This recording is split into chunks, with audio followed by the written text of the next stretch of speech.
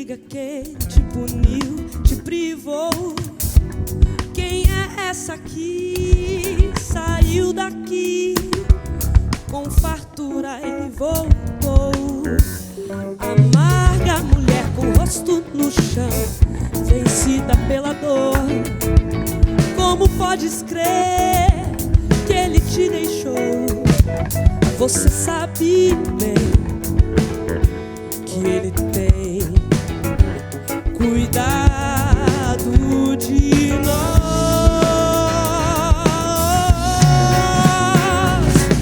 O seu povo é o meu povo, o seu Deus é meu também. Onde fores irei, porque sei, ele não te esqueceu. O seu povo é o meu povo, o seu Deus é meu também. Onde fores irei, porque sei, ele não te esqueceu.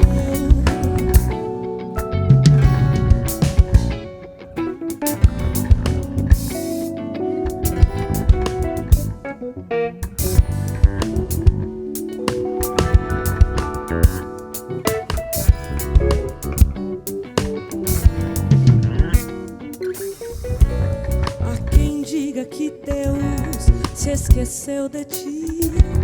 Há quem diga que ele te puniu, te privou.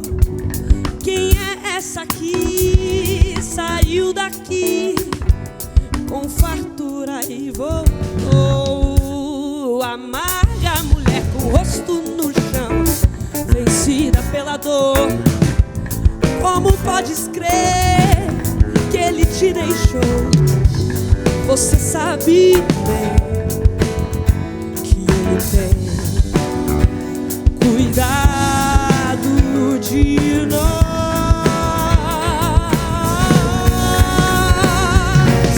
O seu povo é o meu povo, o seu Deus é meu também. Onde fores irei, porque sei, ele não te esqueceu. O seu povo é o meu povo, o seu Deus é meu também. Onde fores irei, porque sei, ele não te esqueceu. O seu povo é o meu povo, o seu Deus é meu também. Onde fores irei, porque sei, ele não te esqueceu. O seu povo é o meu povo, o seu Deus é meu também. Onde fores irei, porque sei, ele não te esqueceu.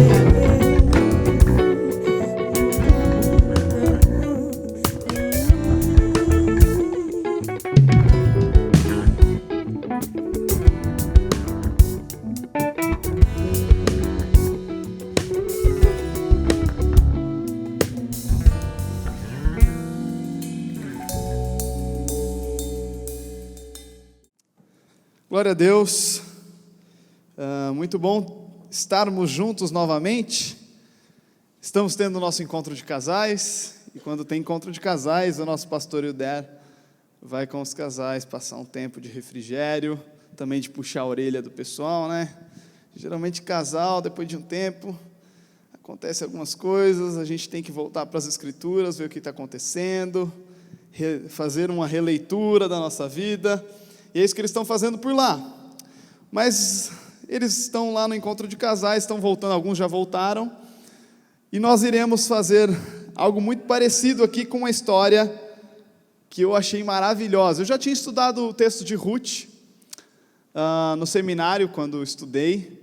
Mas eu voltei às escrituras por causa da série. Eu estou pregando a primeira mensagem da série de Ruth. E eu achei um livro incrível. Eu li novamente e falei, é muita riqueza de detalhes para tanta gente passar desapercebido às vezes. E eu acredito que a gente poderia ter muito mais pregação em Ruth do que normalmente temos. E a coisa mais interessante em Ruth é que o texto de Ruth mostra algo muito parecido com a nossa vida cotidiana. E para isso a gente vai ler o primeiro capítulo de Ruth. Então você pode abrir o primeiro capítulo de Ruth, se você não sabe onde fica depois de Juízes, lá no Antigo Testamento. Primeiro capítulo de Ruth, pode abrir comigo. A versão que eu coloquei no telão, quem quiser acompanhar no telão, é a versão Almeida 21, ok? Como o espaço é muito grande, se eu pedir para a igreja ler comigo, fica muito baixinho, então eu vou ler o texto todo, ok?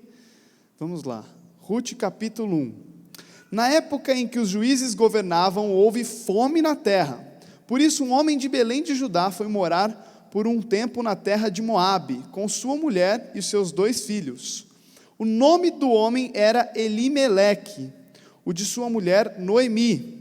E Malom e Quilion eram os nomes dos seus 2 filhos. Eles eram efrateus de Belém de Judá. Ao chegar à terra de Moabe, permaneceram ali. Então Elimeleque, marido de Noemi, morreu. Bem trágico o negócio, né? Logo no 3º versículo. E ela ficou sozinha com os 2 filhos. Eles se casaram com mulheres moabitas, uma delas chamava Orfa e a outra chamava Ruth. E viveram ali por quase 10 anos. Malom e Quilion também morreram, de modo que Noemi ficou sozinha, sem os 2 filhos e sem o marido. Quando Noemi ouviu falar que o Senhor havia visitado o seu povo, dando-lhe alimento, decidiu deixar a terra de Moabe e voltar com as noras para a sua terra. Então ela partiu do lugar em que havia morado com as 2 noras. Enquanto voltavam para a terra de Judá, Noemi disse às suas noras: Ide e voltai, cada uma para a casa de sua mãe. E o Senhor seja bondoso convosco, assim como fostes bondosas com os que faleceram e também comigo. Queira o Senhor que cada uma de vós encontre segurança na casa de outro marido. Mas quando as beijou, elas começaram a chorar em alta voz. E lhe disseram: sem dúvida voltaremos contigo para o teu povo. Mas Noemi respondeu: voltai, minhas filhas, por que viríeis comigo? Poderia eu ainda ter filhos para lhes dar como maridos? Voltai, minhas filhas, ide, pois já estou velha demais para me casar. Ainda que eu dissesse que há esperança e me casasse esta noite e depois tivesse filhos, por acaso esperaríeis até que eles crescessem? Esperaríeis por eles sem se casar? Não, minhas filhas, a minha amargura é maior do que a vossa, pois a mão do Senhor se voltou contra mim. Então elas começaram novamente a chorar em alta voz. Em seguida a órfã despediu-se de sua sogra com um beijo, mas Ruth permaneceu com ela. E Noemi lhe disse: a tua concunhada está voltando para o seu povo e para os seus deuses, volta também com ela. Mas Ruth respondeu: não insista comigo, para que eu te abandone e deixe de te seguir, ou seguir-te, pois aonde quer que fores, irei também, onde quer que ficares, ali ficarei. O teu povo será o meu povo, e o teu Deus será o meu Deus. Por isso vocês ouviram a música logo no começo do culto aqui. Onde quer que morreres, ali também morrerei, e serei sepultada.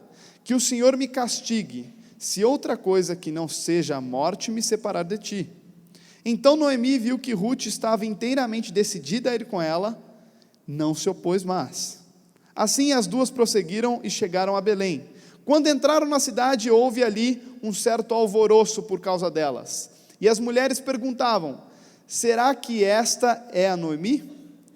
Mas ela lhes respondeu: não me chameis Noemi, mas sim Mara, pois o Todo-Poderoso tornou a minha vida muito amarga. Na fartura parti, mas o Senhor me trouxe de volta de mãos vazias. Por que me chamais Noemi, visto que o Senhor se colocou contra mim e o Todo-Poderoso me afligiu? E foi assim que Noemi voltou de Moabe com a sua nora Ruth, a moabita. Elas chegaram a Belém no início da colheita da cevada. Vamos orar. Senhor Deus, estamos diante das Tuas Escrituras, que elas possam nos ensinar esta noite, que o Teu Espírito Santo nos dê o entendimento necessário, Deus, para que possamos sair deste local convictos de que o Senhor fala conosco, Deus, e mexe nas nossas estruturas, na nossa caminhada e na nossa forma de viver. Em nome de Jesus, nos abençoe neste culto. Amém. Bom, é interessante que O texto de Ruth, a primeira coisa que eu enxerguei no texto de Ruth é: Ruth, eu e você. Ela é uma pessoa extremamente comum. E quando eu vejo a forma comum de Ruth viver e a forma comum de Noemi viver, ou seja, pessoas que sofreram, mas elas não tinham grandes ofícios. O que acontece antes do livro de Ruth? Um monte de história maravilhosa, um monte de história espetacular, Juízes, Sansão, e Adão e Eva, e Moisés, e a gente olha para tudo isso e fala: nossa, Deus levanta grandes líderes, e de repente aparece um livro de uma mulher. O contexto histórico, mais ou menos 1100 anos antes de Jesus Cristo. E aí a gente, peraí, mulher sendo relatada 1100 anos antes de Jesus Cristo, já é muito estranho.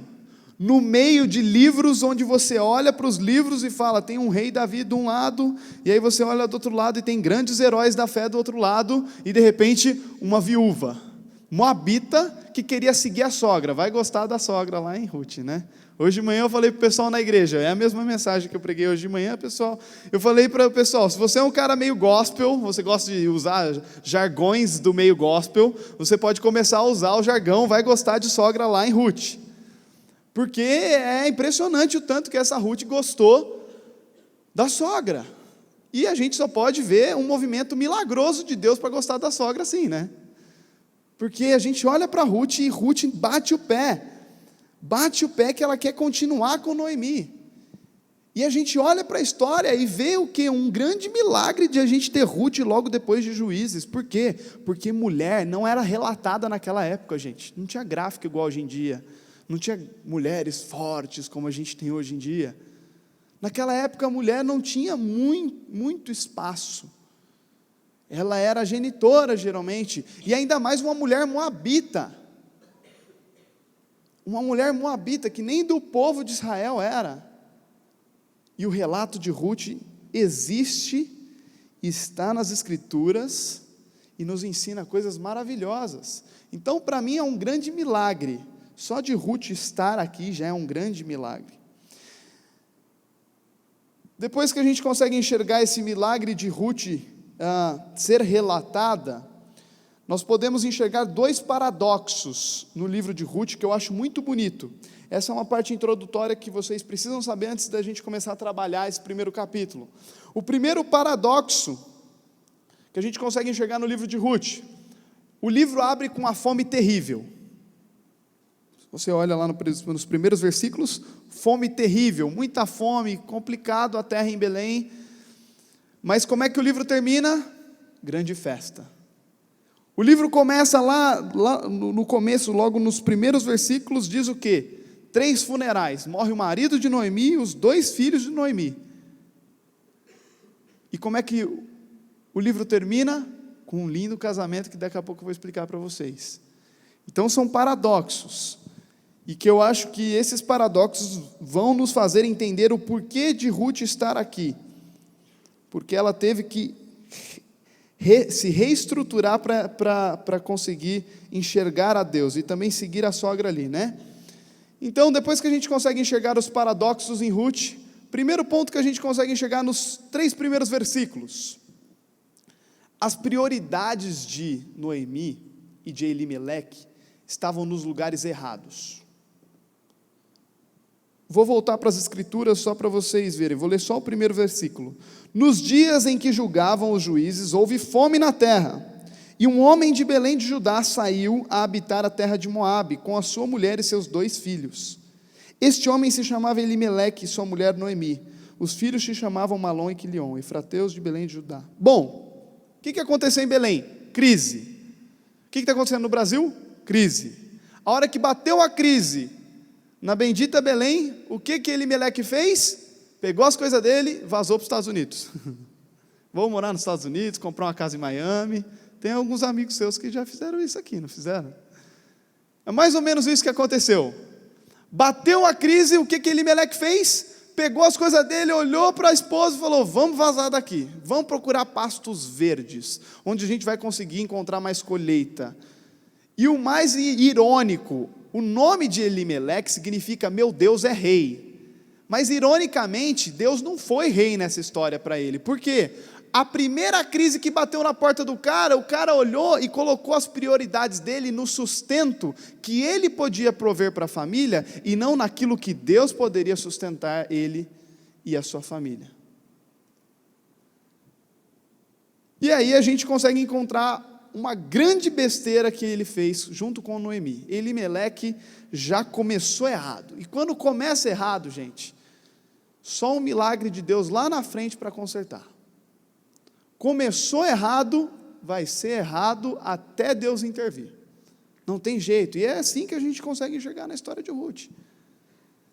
Eles começaram errado porque eles partiram de Belém, que era a terra prometida, a terra do pão, a terra onde Deus disse que não deixaria faltar. E partiu. E o que Noemi fala? Que ela partiu cheia. Se a gente olha lá no final do capítulo, ela diz que ela partiu cheia de coisas.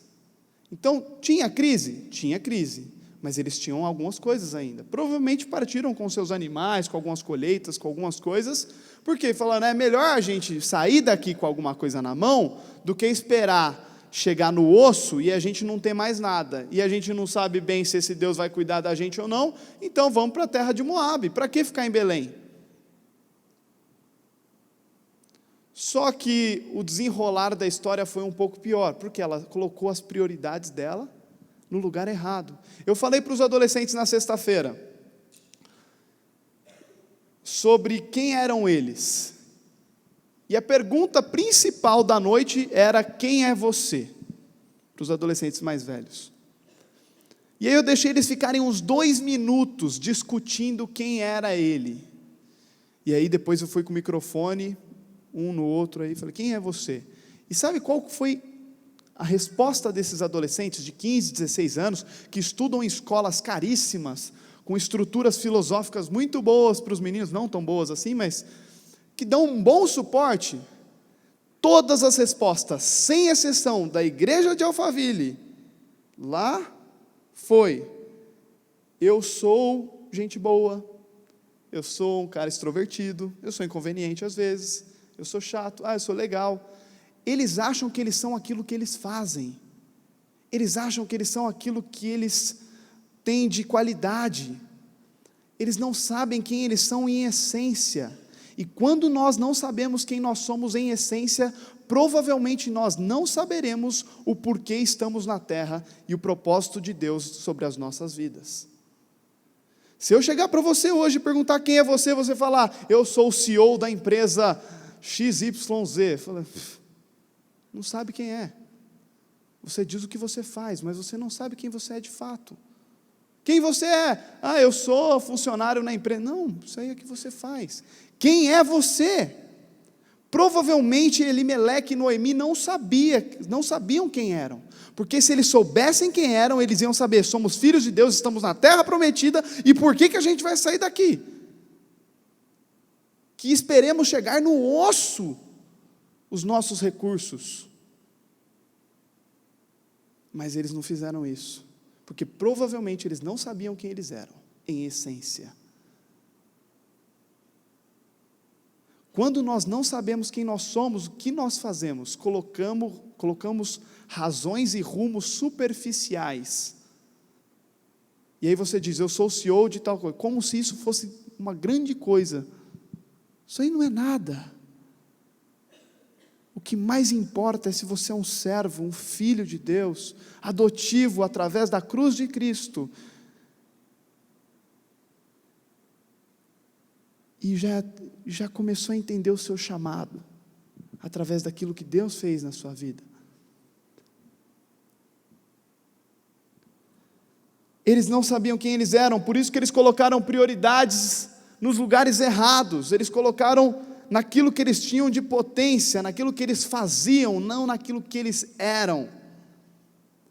Ironicamente, essa história de Elimeleque, para mim é muito triste. Um cara que tem um significado de nome, e naquela época, esse negócio de significado não é igual hoje, que você procura no Google, só para complementar. Primeiro você acha um nome bonito, depois vai no Google ver se tem um significado legal. Naquela época, primeiro eles iriam ver o significado e aí dava o nome para o filho. O segundo ponto que a gente consegue enxergar bem interessante no texto, depois desses 3 primeiros versículos, que já começa com uma tragédia deles saindo de Belém, que era a terra de Deus, está nos versículos 4 e 5, quando Noemi baixa os padrões de Deus para as suas necessidades. Eu falei para a igreja hoje de manhã, que eu chamo isso de subir para baixo. O ser humano, ao longo da sua história, consegue subir para baixo várias vezes. Eu já consegui subir para baixo várias vezes. O que é subir para baixo várias vezes? Você toma uma decisão que na sua cabeça é certa, é muito boa, mas nessa decisão não tem nada a ver com Deus. E o maior problema não é você fazer tudo errado, que isso já é muito ruim. O problema é quando você faz o certo sem Deus. Isso é pior do que fazer tudo errado. Noemi e Elimeleque estavam fazendo certo? Sim, mas estavam fazendo sem Deus. Então era pior do que tudo errado. Porque o certo sem Deus é pior, sabe por quê? Porque você vai ter dificuldade de enxergar que você está errado. E aí, meu amigo, vai passar o tempo, e é só quando bater no final do poço que você vai olhar para cima e vai querer chamar Deus. Que foi o que aconteceu no versículo 21. Você está fazendo certo sem Deus, você está mais ou menos como Noemi, baixando os padrões de Deus para os padrões das suas necessidades, das suas vontades, dos seus sentidos e daquilo que você considera bom, e não na vontade de Deus. O terceiro ponto que a gente consegue enxergar, bem interessante, está nos versículos 6 a 13, quando Noemi não consegue ver a mão de Deus em toda essa situação. Ela não consegue enxergar que Deus está cuidando dela em todo o tempo. E o que acontece lá no versículo 7? Vou ler o versículo 7. Saiu, pois, ela com as suas 2 noras do lugar onde estivera, e indo elas caminharam de volta para a terra de Judá. E disse-lhes Noemi, no versículo 8, ide, voltai cada uma para a casa da sua mãe, o Senhor use convosco de benevolência, como vós usastes com os que morreram comigo. Hoje de manhã eu falei com a igreja na IP Alpha Campus Alphaville, sobre a sociedade de hoje. É uma sociedade extremamente influenciada pelo pluralismo. O que é o pluralismo? Você tem uma verdade, eu tenho uma verdade, o cara que está lá fora tem uma verdade, a pessoa que mora a 4 quilômetros daqui tem uma verdade, a gente senta na mesma mesa, cada um tem a sua verdade, e nós temos que concordar com todas. Por quê? Existe um negócio chamado politicamente correto, que pega mal quando você se opõe à verdade do outro. E o pluralismo e a Bíblia não combinam, gente. E esse pluralismo que hoje está devastando as nossas igrejas, devastando a nossa sociedade, porque as pessoas não conseguem enxergar a única verdade que liberta, que é Jesus Cristo, como única, porque todo mundo tem a sua verdade. Como é que você faz para juntar tudo numa coisa só? Quando você chega para uma pessoa e começa a falar de Jesus Cristo, ela fala, nossa, que lindo isso, nossa, que bom que você faz isso tudo, né? E você? Eu sou de outra religião, mas eu aceito todas. Quantas vezes você já ouviu isso? Um monte, porque a nossa sociedade está extremamente influenciada pelo pluralismo. E o mais interessante é que quando eu leio o versículo 8, eu falo, meu Deus, Noemi sendo pluralista, ela sabia que a terra era boa, que ela estava voltando para ver se ela se encontrava com o Senhor, porque ela saiu de mãos cheias, e já tinha acabado tudo, inclusive a sua família, e estava tão ruim a situação, que sabe qual o nome que ela coloca nos 2 filhos? Malom e Quilion. E sabe o que significa Malom e Quilion? Enfermidade e morte. Como é que alguém em sã consciência coloca o nome dos filhos de morte e enfermidade? É pior do que colocar o nome de Judas. Terrível. E aí a gente olha para o versículo 8, e Ruth falando, não, eu quero seguir o teu Deus, deixa eu ir. Não, Meu Deus zoou comigo, minha filha. Meu Deus me atrapalhou, acabou com tudo aí, ó, tá vendo? Está complicada a situação. Volta para Moabe. Deus vai cuidar de você lá, você vai encontrar o marido lá.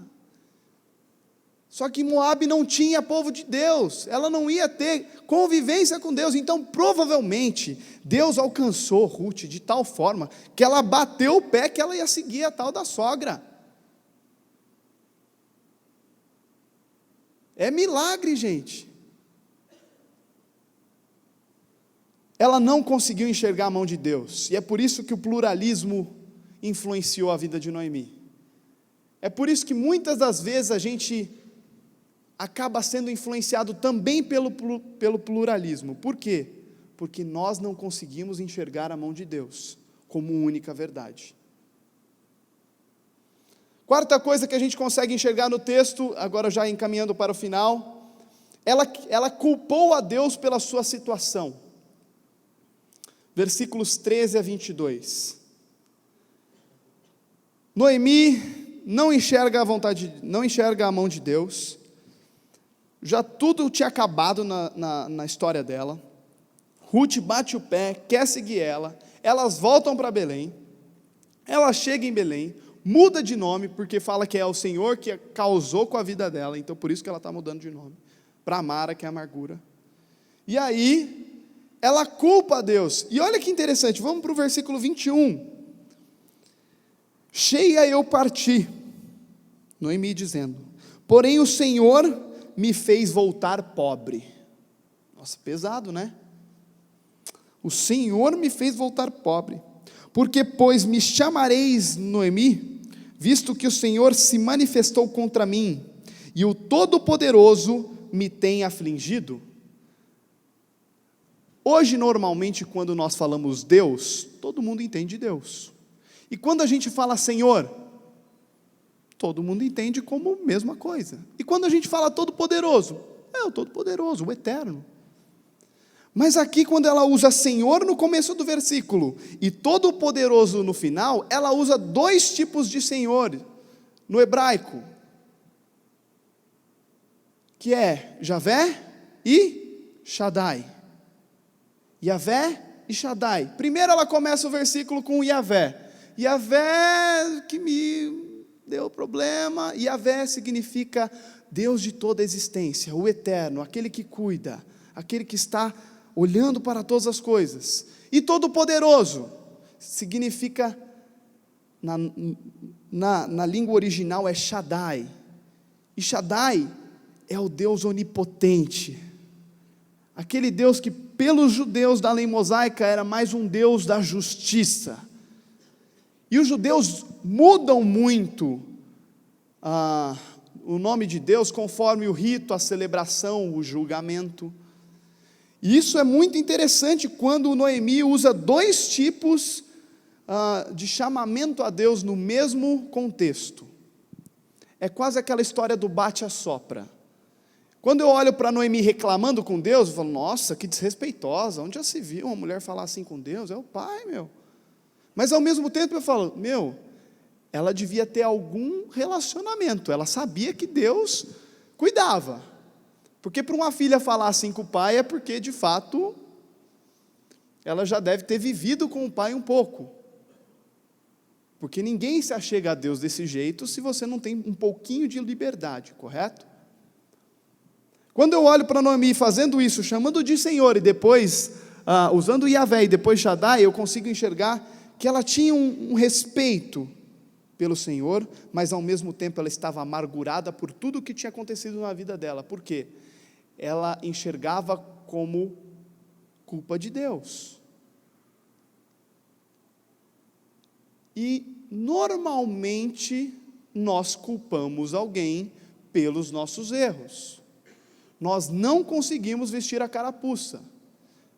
Quando a gente está na escola e tem crianças pequenininhas, a gente fala, a culpa é sua, e a criança já começa a pular fora. Não, foi ele, foi a criança. A gente aprende cedo a colocar a culpa na mulher. Tem marido muito inteligente, que manipula a situação toda, para a mulher se sentir culpada dentro de casa, ao ponto da mulher começar a enlouquecer e começar a achar que ela é o grande problema da casa, sendo que não existe esse negócio de só um é o problema. Ninguém tem 100% do problema dentro de um relacionamento. É sempre os dois. Talvez um tenha porcentagem maior.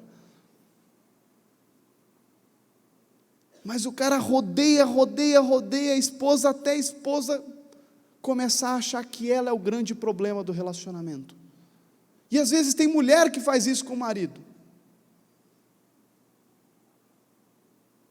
É uma forma de você colocar a culpa no outro, de você se livrar. Desde Adão o ser humano está fazendo isso, gente. E Noemi não foi diferente.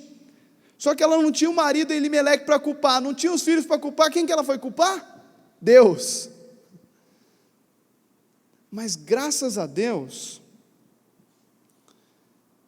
que mesmo Noemi sendo desrespeitosa, saindo da terra de Belém, vendo toda a situação se acabar, Deus ainda usa a vida de Noemi para carregar Ruth,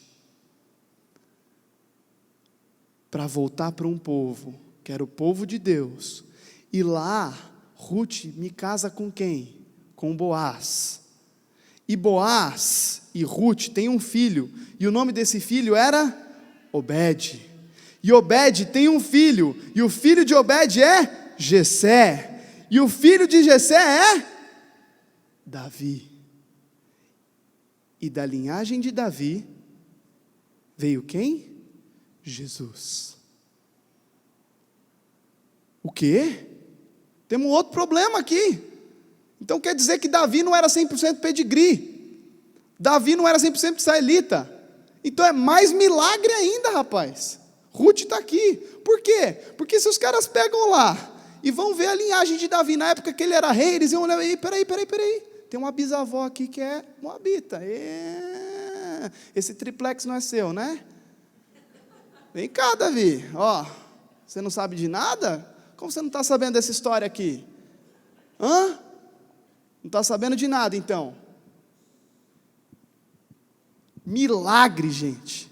Deus usou uma mulher amargurada, viúva, sem marido, sem 2 filhos, para carregar Ruth, para que ela fosse da parentela de Jesus Cristo. Caraca, hein? Ó, até arrepia, ó, glória a Deus. E aí você fica aí olhando para o céu, viajando na maionese, achando que Deus não vai te usar. Meu filho, você pode estar com depressão, acabado, tomando remédio das 8 da manhã às 10 da noite, fazendo reunião com o pastor Hilder 10 vezes na semana, que Deus pode te usar. Deus usou Noemi, por que Ele não vai te usar? O problema é que você acha que você tem que sair do fundo do poço, chegar ao santo dos santos, virar um teólogo para Deus começar a te usar. Você começar a viver dessa forma, vai ficar tudo nas costas, sabe de quem? Do Hilder, do Alcim, do Minha. Cada vez a gente vai ter mais trabalho. Cada vez a gente rala mais. E o povo não se cuida entre si. É só o pastor que vai atrás. Está divorciando. Você pode estar divorciado, você pode estar com problema na faculdade, você pode ter mentido.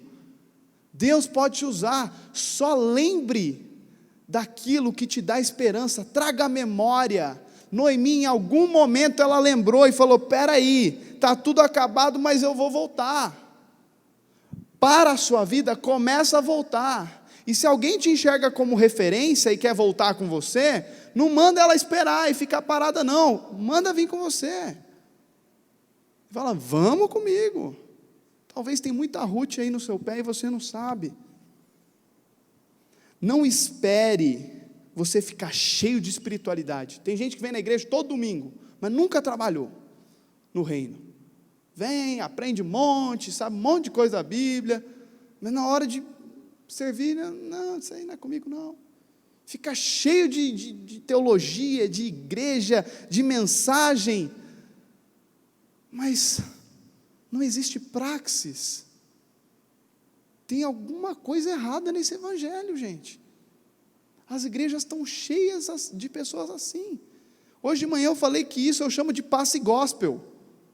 O que é um passe gospel? No centro espírita, o que a pessoa vai fazer? Vai receber um passe para dar uma equilibrada, carrega umas energias lá, né? E depois pula fora para passar bem o restante do dia. Quando vai ficando ruim de novo, opa, vamos para o passe lá de novo. Tem gente que trata a igreja como passe gospel, vem para a igreja de domingo para carregar bateria. Isso aqui, gente, não é carregador de bateria, não. Aqui é o lugar onde você vai ser equipado da palavra de Deus para ser diferente, para ser a diferença lá fora, como sal, como luz. E mesmo você sendo uma Noemi da vida toda quebrada, todo quebrado, devendo para o banco, cheio de imposto, o governo não para de ligar no seu telefone, rapaz, Deus pode te usar ainda. Deus pode te usar. Mas para isso a gente tem que trazer a memória daquilo que nos dá a esperança. E é por isso que eu gostaria que você abaixasse sua cabeça e me respondesse a primeira pergunta. Mas não responde para mim, não. Responde no seu coração a Deus. Quem é você? Se você não está sabendo responder quem é você, muito provavelmente você não conseguirá saber o porquê de você estar na situação que você está, e também não saberá responder o porquê você está aqui na terra, como propósito de Deus.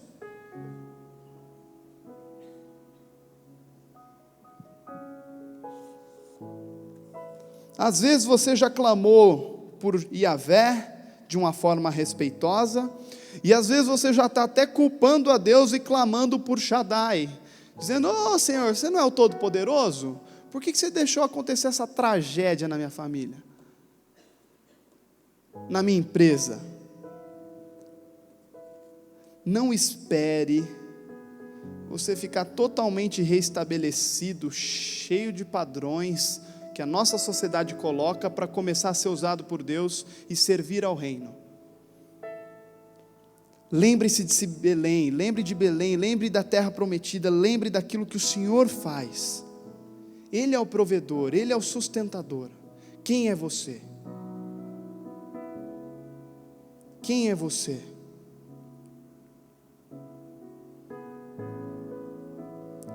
Quando você descobre que você é um pecador, mas Cristo morreu por você naquela cruz, você percebe que Ele morreu ali para te fazer filho adotivo do Pai.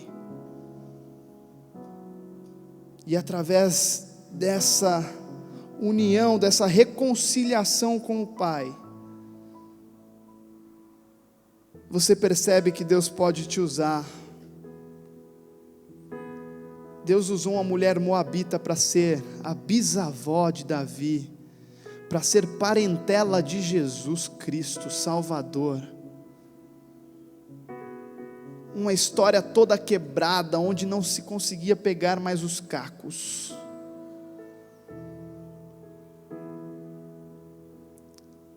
E através dessa história quebrada, Deus trouxe salvação. Às vezes Deus quer usar a sua história quebrada para trazer salvação. Claro que acompanhada de oração, do Espírito Santo, das Escrituras, mas Deus quer usar a sua vida. Ele nos dá essa oportunidade, Ele nos chama para isso. Lá em João 6,38, lá em Mateus 28. Quem é você? Senhor Deus, quero te pedir que cuide do teu povo. Mas Senhor, que eles possam enxergar que, mesmo eles estando numa situação igual ou parecida com a de Noemi, uma situação sem saída, cheia de labirintos, onde não consegue se mais enxergar o teu reino, nem ouvir a tua voz, que o Senhor possa mostrar, Deus, em cada coração a tua Belém, onde tem pão, onde o Senhor vai prover,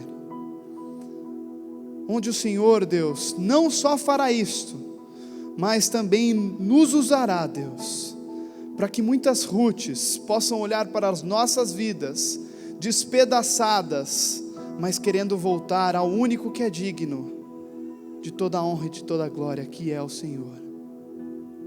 E às vezes essas pessoas vão olhar para nós, Deus, e vão querer, às vezes, caminhar conosco, e a gente vai dizer: não, continua lá, no teu canto.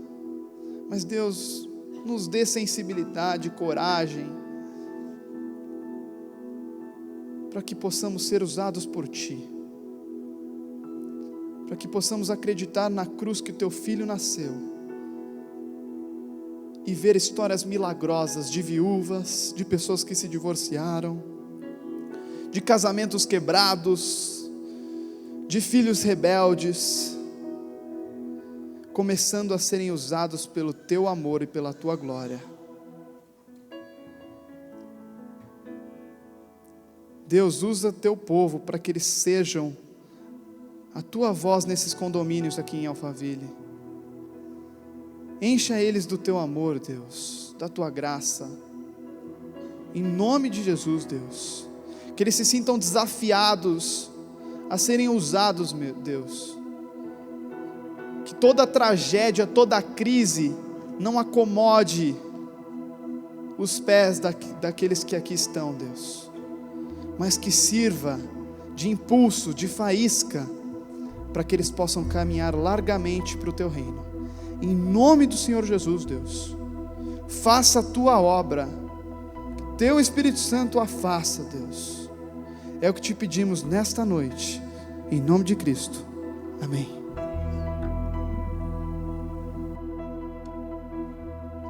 Sentado mesmo assim como você está, nós vamos cantar a canção que cantamos no início.